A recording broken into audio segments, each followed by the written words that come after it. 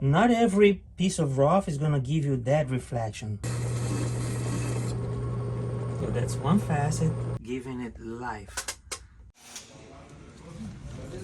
This is our friend Johnny. He's introduced us to the world of gems. This is what I've been doing all my life. You know, I started cutting gemstones.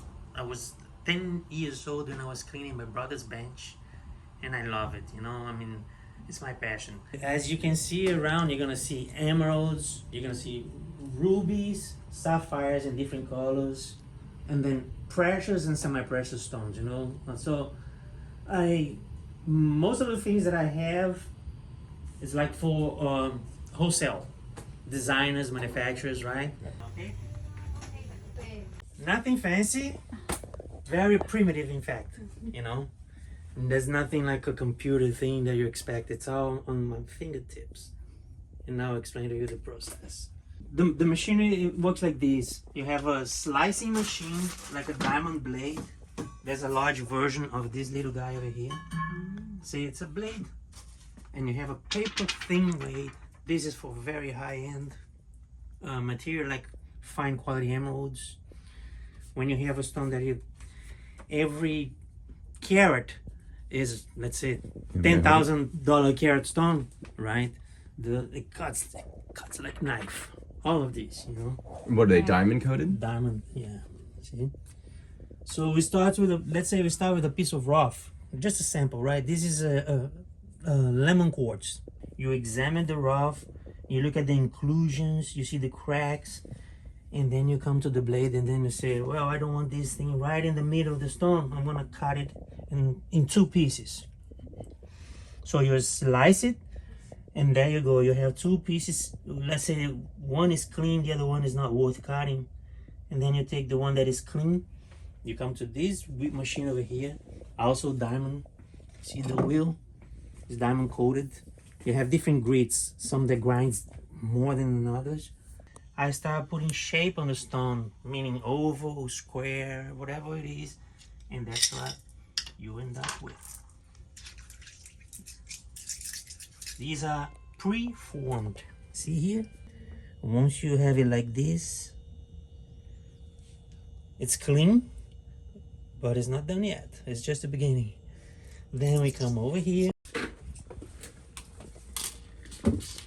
Once I'm here, I take these basic old tools. It's very old.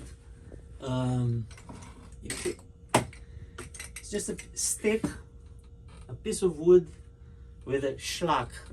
That's a special glue that with the heating, you put it on the tip of the stick, and then you can glue the stone, heating a little bit. So I use the schlock to put the stone, see? I glue it over here. So here is a sample of one preformed. See, there's nothing on it yet. It's just a stone with a schlock. So I come over here on this machine.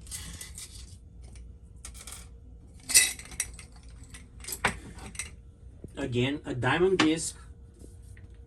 Here you have different grits. And then see this piece of wood with many holes. Each hole is a different angle. And every time I touch it between these or these, I create a different angle.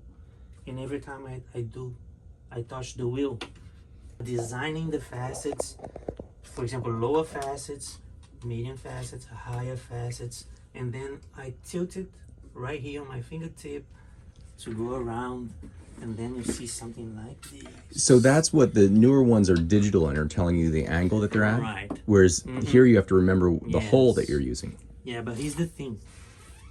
The new ones, it's beautiful for production because you can do in quantity, right?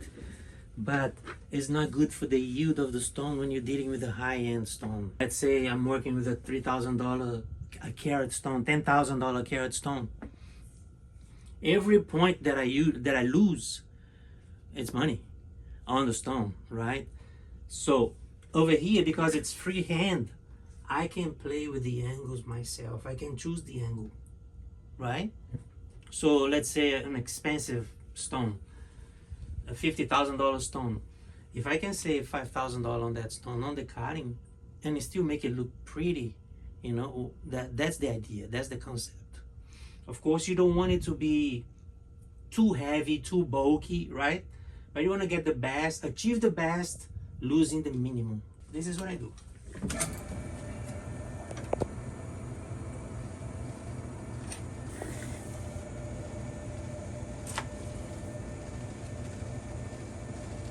The flap we call table facet. Like this.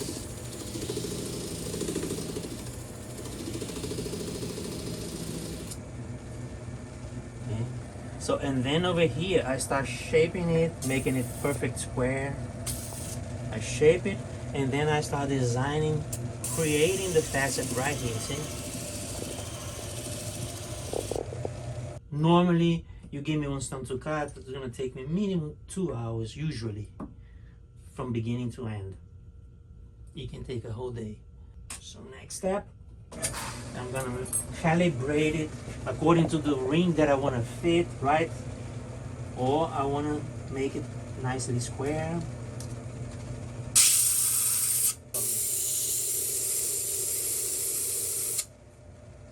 See how it grinds? This one grinds fast. So when I use this one, I have to use the other one after to smooth it out before going to polish. What grit is this? This is a 320. 320. And this is an old 600 that is almost like 1200 right now. It's almost polishing, but it's still not shiny. So over here, see how fast it goes. See the? Can you see the angle there? When you're doing these, you gotta make sure that the sides are even, right? Whatever you do here, you gotta do here. Proportional, right? And then I'm gonna create another step higher.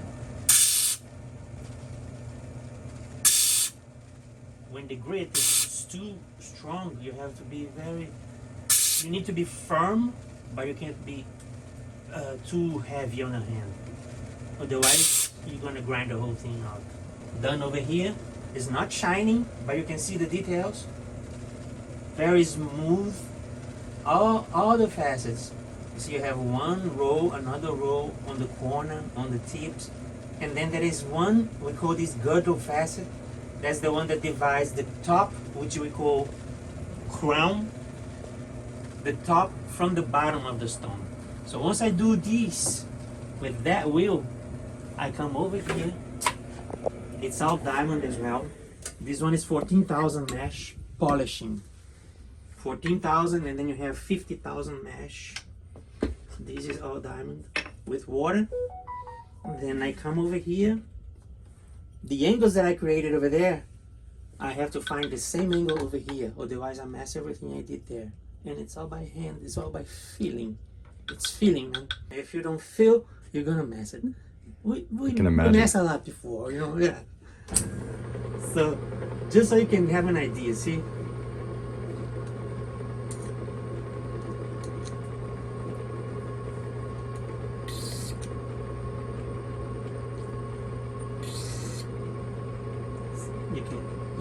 Can you bring it in and you're gonna see starting to polish right there.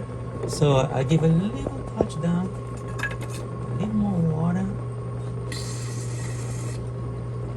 You see the facet coming out, shiny.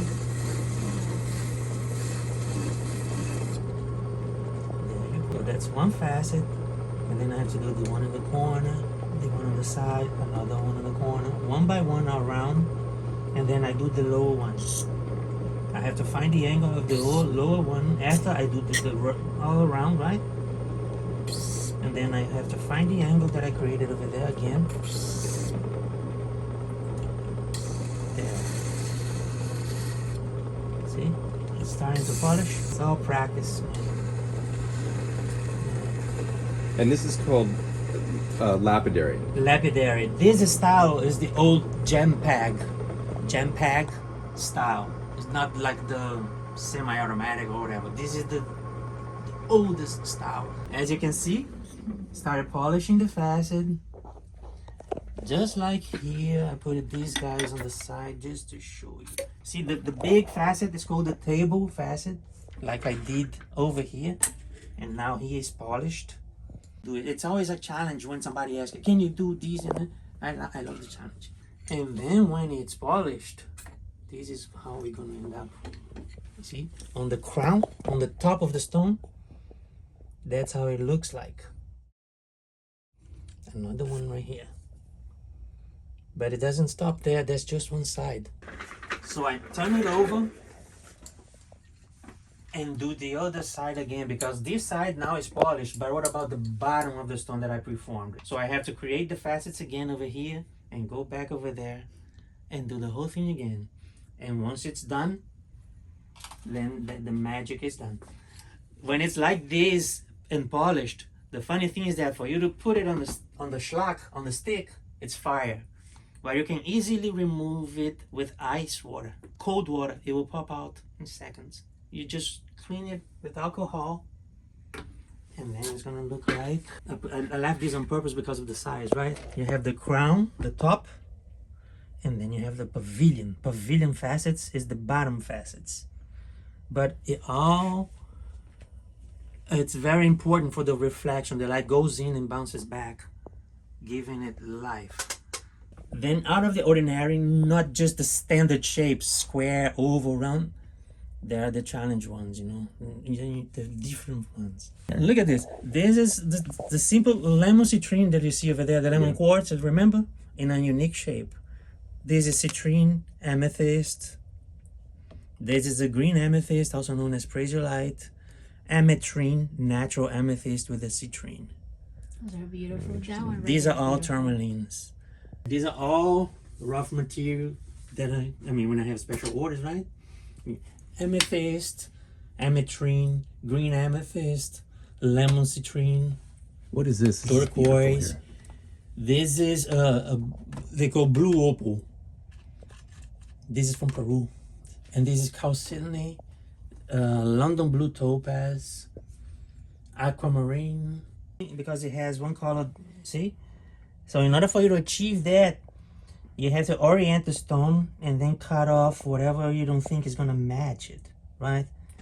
Not every piece of rough is going to give you that reflection, right? But you can see in the natural stone that it has variety. See, depending on the angle that I put it on, you can see the two colors. So this will be the position for me to cut. You can see the purple here and yellow there. Yeah. But if I flip over here, it's mostly purple. Yeah, that's beautiful. We came to see Johnny here at his store, and that's what introduced us to this building, the Seabold building. And this is an incredible place. It's 10 stories filled with probably 100 different artisans, each specializing in a different craft or some sector of the wholesale jewelry business. Most of my stones comes from Brazil, but I also get material from Africa, sapphires, for example, from Africa, from Thailand, from Burma, from India, Jaipur, you know, because they got a lot of quantity over there. This is a real one, so you can see actually how emerald grows out of the quartz here. Right. And here's a miniature of a different specimen. Emerald, right? And then the black is called petite. The white over here it's quartz, right? And then you see the petite right here. Yeah. And then the emerald right here. See? The petite, I showed you these just to show you something very interesting on the other side. Look at this guy. Oh wow, that's the same He's a miner. Ah, And look at the emeralds. Oh, cool. It's the Wow. same, that's exactly what you see here. It's one solid piece, nothing. It's one solid piece. What country is that from? This is from Brazil. Okay. From Brazil. And another sample of the same material here. Oh, beautiful. wow. So this would be emerald? We cut these, it's gonna look like these. Exactly what you have. It's low grade, you know, it's just specimens. So here, yeah, almost like a jade. Opaque, you know, but you can still see the quartz and the petite, the black. When we first started working on getting Lily's engagement ring, we went to a website that is a beautifully made website. They have beautiful designs, and I think for people that don't know anything about the jewelry business, you just want to know that you're buying from somebody that's honest, that's not going to put something fake. And what was funny is we went and visited them. They have a high-end showroom here, and so you can see things in person. And we went. They end up talking you into something fake and making you think that that's what you want. So the main pitch where they make most of their money is selling synthetic stones. So in our case, they wanted to sell us a synthetic sapphire. They pretend as though they're very scarce. Whatever size you want, oh, they don't have that size right now. They have to wait. Now, the reality is there's no reason that they shouldn't have an inventory because synthetic sapphires have basically no value. They're worth about $1 per carat. But in these jewelry stores, they'll convince you to get a lab-made sapphire, and they want sometimes $1,000 a carat for it. And they try to convince you that, oh, well, this is better for the planet. If you know nothing about the jewelry business or the gem business, you don't realize that sapphire is very easy to make. There's 3 main types to of making it synthetically. And in fact, the glass on the Apple Watch is made of pure sapphire. So you can imagine if it's cheap enough to make to use as glass on a watch for Apple. And it's the perfection, the flawlessness that actually indicates that it's fake. So when you're buying a natural stone, a natural sapphire, what you're looking for is the internal inclusions that tell you it's real. Those are indications of a natural stone. You look for inclusions and also color zoning, color variety, nothing too even. If it is too perfect, you better have a certificate to back it up. That was something really interesting that Johnny taught me actually, because I had never seen the bands of the color banding happening in a natural stone before. And so that was really interesting to see with a jeweler's loop. What do you have out here? These are a variety. A client came yesterday and she selected this material and she said that she's coming back for it. These are all quartz family. You have here smoky quartz. This is a blue topaz, smoky quartz, yellow citrine, and then another smoky quartz, a green amethyst, also known as prasiolite. This is called lemon quartz or lemon citrine, another smoky. And then the cool about these little guys here is that they are natural, included with a, we call rutile, the needles inside. And look at that, how beautiful nature. You can see golden needles, and then you can see the black that looks like black tourmaline inside the stones. And on this yellow one, actually, I think I'm seeing some of that banding that you were talking about, the color zoning. Yeah, that's a yellow citrine. It's inexpensive, but it's also another indication that it's a natural stone. Here, may I take out my loop that I carry everywhere now? I want to film this one well because it's like I couldn't see it well by the camera. Oh, look at those. How beautiful that is. I love that one. And This one look at this, interesting. It's all the same family. It just has a different name because of the formation. Look at the branch. It is all natural. It's called dendrite quartz. Wow. So beautiful, like a frame. I've been carrying around my jeweler's loop, which is a lot of fun just to see closer at the stones. Sapphires Yeah. comes naturally in a variety of colors. These are the 2 stones that has a very good variety of colors. Wow, that's You can see green tourmaline, you can see bluish tourmaline, pink, red. When it's red, they call rubellite. So tourmaline and rubellite are the same. The red one. the red Okay. one. The pink, it's known as pink tourmaline. And it can look like a little peachy, and then look at nature. Watermelon. Watermelon tourmaline, you see, bicolor. Can you explain both sapphire and ruby are basically the same stone? They're both Corundum. They have corundum. the same family, right? They have the same formation, but like the red tourmaline, the ruby it's called ruby because it is the red corundum. Anything else will be sapphire. It could be purple, could be yellow, could be green, could be blue. It's sapphire. The most known sapphire is the blue sapphire. So a red sapphire is a ruby. It's you a could ruby. say. It's a Look at ruby. Okay. A red tourmaline, it's a rubellite. It's 277, the stone. This one, 425. It's $100 per carat, except for the red. This one is 350 per carat. So when it's rubellite, it becomes more expensive. Yeah, but again, what affects the price is also the clarity, And the size, that's right? huge. The color, for example, I have, this is red, but it's not as beautiful as this. So this is 150 per carat. This is 350. And look at how bright. Yeah, that is just absolutely beautiful. This is also 150 per carat. Because it's a little bit sleepy compared to this. And that affects the price of the stone. so pretty. I wish the color on the camera was better, that I could really capture it. Yeah, No, that's a beautiful what- like Barbie pink here. Yeah, it is. It is What I find definitely. with the filming and cameras is that it doesn't do just job. teardrops or pear shape. Cabochon or Cabochon. Cabochon? Cabochon is is a different style instead of faceting, right? It's like smooth. Yeah. And where are these from? These are from Africa. Look at this one. So this is called Savarite. It looks like emerald, but almost more vibrant.